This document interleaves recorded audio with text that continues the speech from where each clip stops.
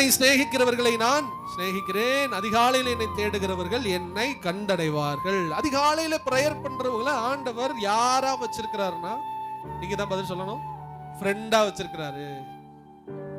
வழி தெரியாமல் இருக்கிற ஒரு நண்பனுக்கு வழிகாட்டுகிற நல்ல ஆலோசகனாய் தேவன் உங்க வாழ்க்கையில வெளிப்படணும்னா நீங்கள் அதிகாலையில நீங்கள் அவரை தேட வேண்டும். வாழ்க்கையில வழியே தெரியல, எந்திக்கிறது இல்லை, ஜெபிக்கிறது இல்லை, ராத்திரி சீக்கிரம் தூங்குங்க, காலையில இருந்துச்சு தேவ சமூகத்தில் உட்காருங்க. காக்கா குருவி எல்லாம் கூப்பிடுகிற காக்கை குஞ்சுகளுக்கும் அவர் உணவளிக்கிறாராம். காலையில காக்கா கத்துதுன்னு நினைக்கிறீங்களா நீங்க? பைபிள் கத்துதுன்னு சொல்லல, அவைகள் என்னை நோக்கி கூப்பிடுகிறது. காகங்கள் கூப்பிடுகிறது, குருவிகள் கூப்பிடுகிறது. என்ன கூப்பிடுகிறது? ஆண்டவரே, என் வாழ்க்கையில எதிர்காற்று ஆண்டவரே, எனக்கு இன்னைக்கு பசி ஆண்டவரே, எனக்கு இன்னைக்கு தேவை இருக்குது ஆண்டவரே, சந்தியும் சந்தியும் என்று ஒவ்வொரு குருவிகளும் காகமும் அங்கே கூப்பிடுகிறது.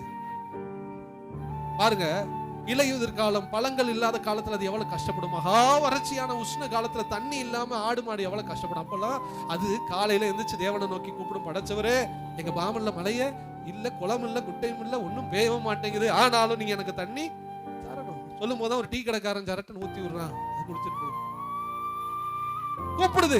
மகா வறட்சியான காலத்திலும் அது கர்த்தரை நோக்கி கூப்பிடுகிறது. ஆனால் மனுஷனோ அவனுக்கு ஆறறிவு கொடுத்ததுதான் ரொம்பவும் ஆபத்தான விஷயமாய் அவனுக்கு மாறிடுச்சு.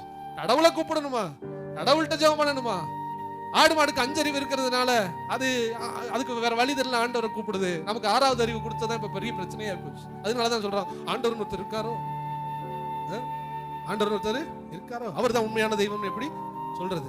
இதை ஒரு பாஸ்டர் சொன்னாங்க, ஒரு பெரிய பாஸ்டர் நக்கலா பேசுவாரு. அவர்கிட்ட சொன்னாங்க, ஆண்டவர் இருக்காரோ, ஆண்டவர் தான் அப்படி மெய்யான தெய்வம் அப்படிலாம் சொல்லும்போது அவர் சொன்னாரு, ஏடே உனக்கு மூளையை முதல்ல படைச்சிருக்க கூடாது, அந்த மூளையை படைக்கலன்னா நீ பேசுவியா அப்படின்னு கேட்டேன்.